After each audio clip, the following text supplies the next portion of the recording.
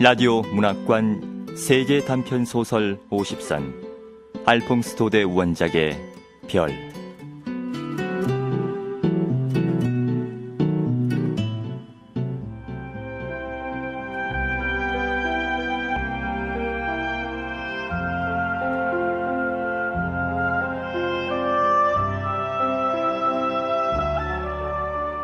내가 리브롱산에서 양을 치고 있을 때의 이야기입니다. 나는 사람의 그림자조차 구경할 수 없는 초원에서 사냥개 라브리를 데리고 양을 치며 지내고 있었습니다. 그래서 2주일마다 보름치의 양식을 실어다주는 우리 농장 노새의 방울소리가 언덕길에서 들려올 때, 그리고 꼬마 하인 미아로의 그 또랑또랑한 얼굴이나 혹은 늙은 노라드 아주머니의 다갈색 모자가 언덕 위에 남실남실 떠오를 때면 나는 너무나 기뻐서 어쩔 줄 몰랐습니다. 노라드 아주머니, 이번엔 어느 집 아이가 영세를 받았어요? 결혼한 사람은요? 하나씩 물어보렴. 산 밑에서 일어난 소식이 그렇게 궁금하니? 그러나 내가 무엇보다도 듣고 싶은 이야기는 따로 있었습니다. 바로 주인집 딸 스테파네트 아가씨에 대한 이야기였습니다. 이 근처 백리 안에서 가장 예쁜 우리 스테파네트 아가씨. 나는 별로 관심이 없는 척하며 아가씨의 근황을 물어보곤 했습니다. 아가씨는 어떻게 지내세요? 요즘도 파티에 자주 초대받으세요? 젊은 남자들이 아가씨의 환심을 사기 위해 여전히 자주 찾아오겠죠? 만일 누군가가 한낱 목동인 내가 그런 건 알아서 무엇하느냐고 묻는다면 나는 지금도 대답할 말이 있습니다. 그때 내 나이 20살이었다고. 그리고 스테파네트 아가씨는 지금까지 내가 보아온 사람 중에서 가장 아름다운 아가씨였다고.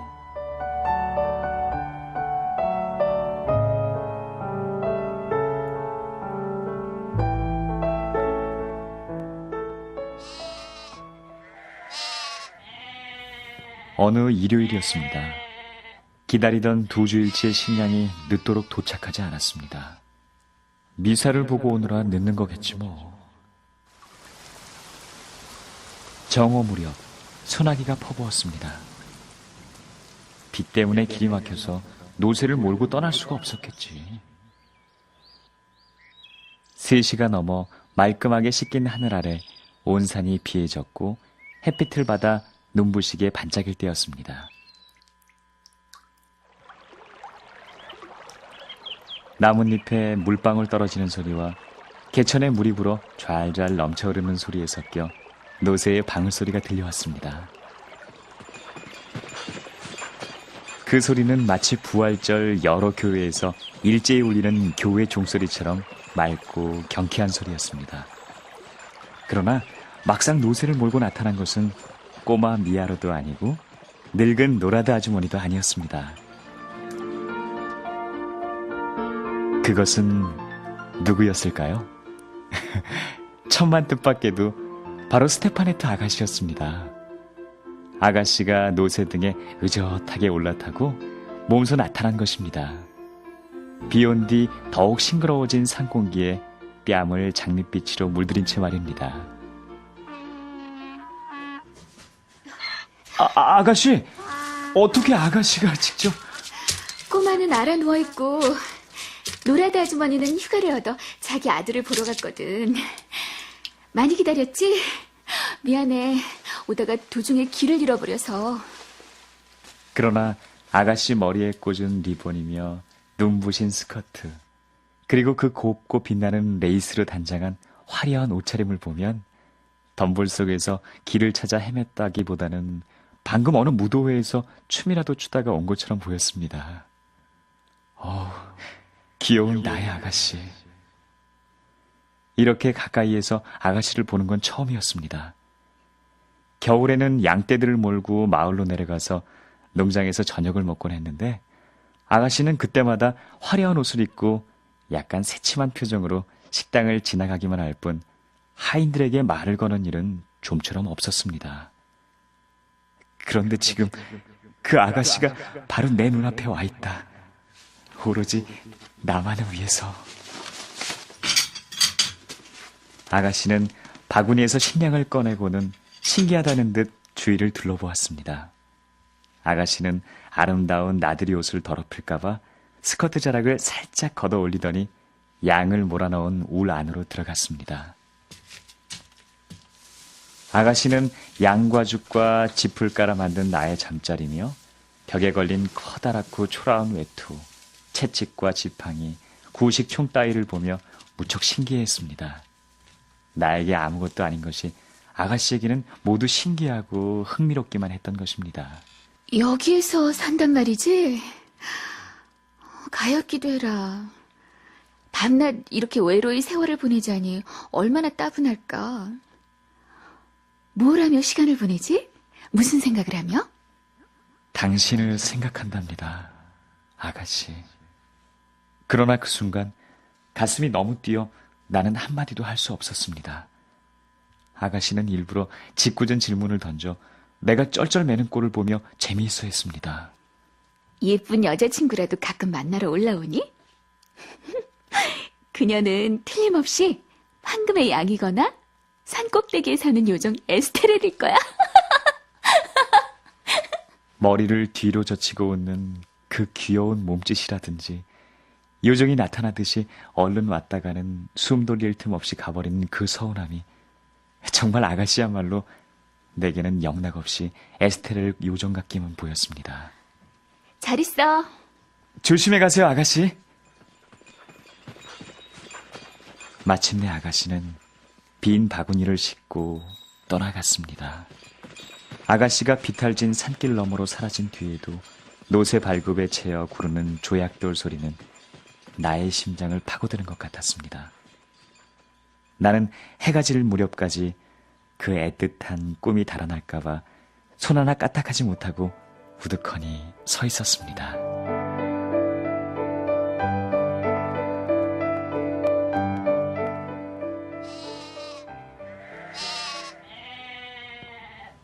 어느덧 골짜기도 푸르스름한 어둠에 감기고 양들도 울 안으로 들어오르고 매매 울면서 서로 몸을 비비고 있을 무렵이었습니다.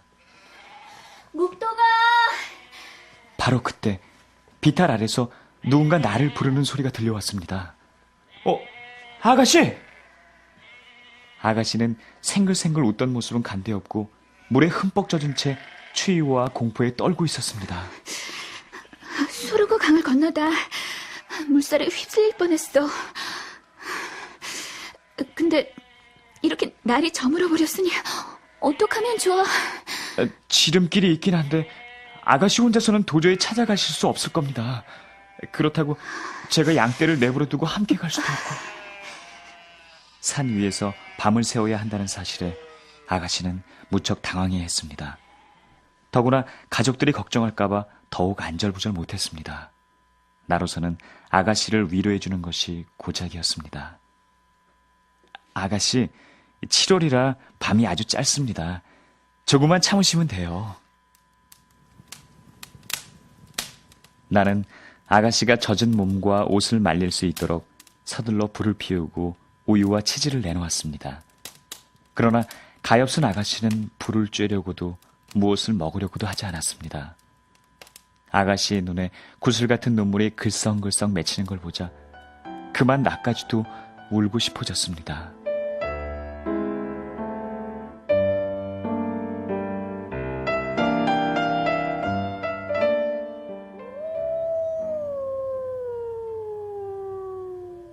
기어이 밤이 오고야 말았습니다. 서쪽 산마루에 희미하게 석양빛이 남아있을 뿐이었습니다. 나는 울 안으로 들어가 새 집 위에 한 번도 써보지 않은 새 모피를 깔아놓았습니다. 안녕히 주무세요, 아가씨.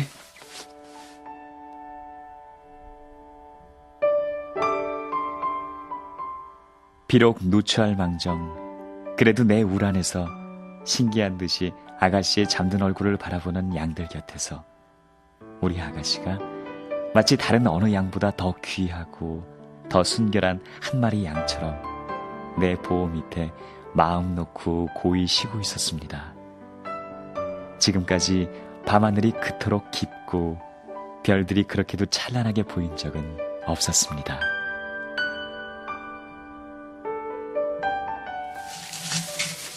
갑자기 살인문이 열리면서 아름다운 스테파네트 아가씨가 나타났습니다.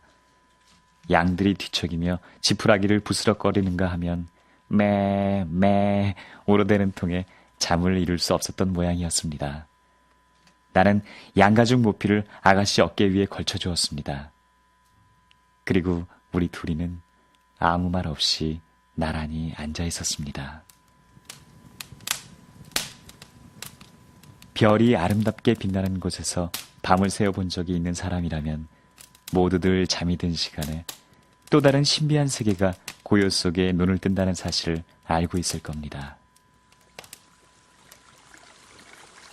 샘물은 더 맑은 소리로 노래 부르고 온갖 정령들이 논일며 대기 속에는 나뭇가지나 풀잎들이 부쩍부쩍 자라는 소리가 들려옵니다. 낮이 살아 움직이는 것들의 세상이라면 밤은 고요한 사물들의 세상이지요. 이런 밤의 세계에 익숙하지 못한 사람은 좀 무서워하겠지만 우리 아가씨도 바스락거리는 소리만 들려도 소스라치게 놀라며 내게로 바짝 다가앉았습니다. 그 순간 아름다운 유성 한 조기가 우리들 머리 위를 스쳐갔습니다. 저건 뭘까? 천국으로 들어가는 영혼이죠. 나는 성호를 그었습니다. 아가씨도 나를 따라 성호를 긋고는 밤하늘을 쳐다보며 깊은 생각에 잠겼습니다. 목동들은 모두 마법사라는데 그게 정말이야? 에이, 그럴 리가요. 그러나 우리는 다른 사람들보다 별과 가까운 곳에서 살기 때문에 하늘에서 일어나는 일을 좀 더 잘할 수 있답니다. 아가씨는 여전히 하늘만 바라보고 있었습니다. 한 손으로 턱을 괜 채 양가죽 모피를 두르고 있는 모습은 마치 하늘나라에서 내려온 사랑스러운 양치기 같았습니다. 어쩜 아름다운 별들이 저렇게 많을까? 넌 저 별들 이름을 잘 알 테지? 그럼요, 아가씨. 자, 바로 우리들 머리 위를 보세요. 저게 성 야곱의 길 은하수랍니다. 샤를마뉴 대왕께서 사라센 사람들과 전쟁을 할 때 갈리시아의 성 야곱이 길을 가르쳐주기 위해 그려놓았다고 해요. 더 멀리에 있는 것이 영혼의 수레인 큰 곰자리고요. 그 앞에 있는 세 개의 별이 세 마리의 야수랍니다. 그 주위에 눈이 오듯 사방에 흩어져 있는 별들은 하느님께서 자기 곁에 두고 싶어 하지 않는 영혼들이랍니다. 그보다 약간 아래에 있는 것은 세 명의 왕 오리온인데요. 저 별은 우리 목동들에게 시계 역할을 해준답니다. 그리고 그 아래 항상 남쪽에서 빛나는 별은 장드밀랑, 다시 말해서 히리우스예요. 목동들 사이에서는 저 별에 대해 전해오는 이야기가 있답니다.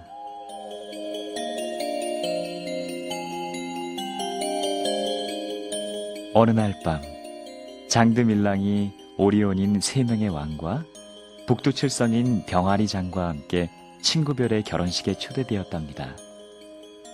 그런데 성질이 급한 병아리 장은 가장 먼저 길을 떠나 위쪽 길로 갔어요. 저거 보세요. 하늘 한복판에 떠 있죠? 그러자 세 명의 왕은 좀 더 아래로 곧장 가로질러 병아리 장을 따라갔습니다. 그러나 게으름뱅이 장드밀랑은 너무 늦잠을 자다가 맨 뒤로 처지고 말았죠. 화가 난 장드밀랑은 두 친구를 멈추게 하려고 냅다 지팡이를 던졌답니다.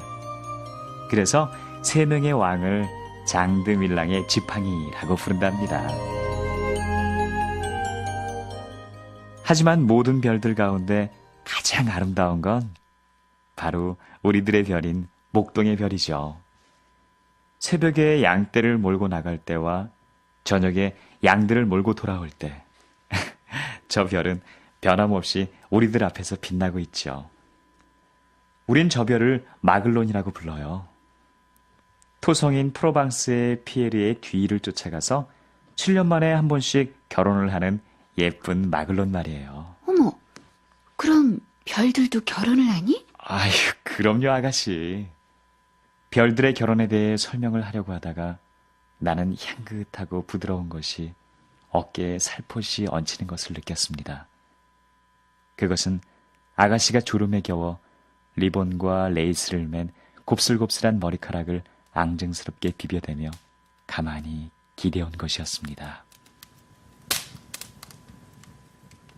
아가씨는 환하게 먼동이 터올라 별들이 애쓱하게 빛을 잃을 때까지 꼼짝 않고 그대로 기대고 있었습니다.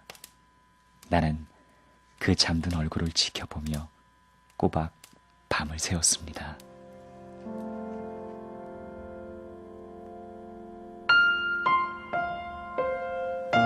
가슴은 두근거렸지만 내 마음은 오직 아름다운 것만을 생각하게 해주는 맑은 밤하늘의 보호를 받아 성스럽고 순결함을 잃지 않았습니다.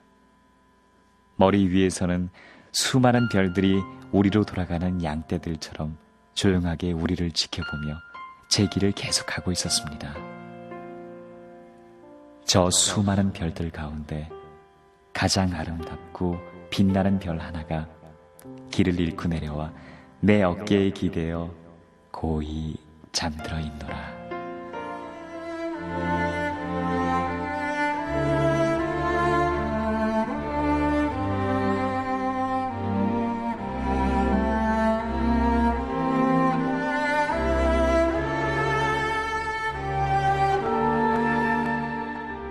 라디오 문학관 세계 단편 소설 50산 알퐁스 도데 원작의 별을 들으셨습니다. 7월의 어느 일요일이란 시간적 배경과 프로방스의 외로운 목장이란 공간적 배경을 통해 낭만적이고 순수한 사랑을 표현한 작품 별.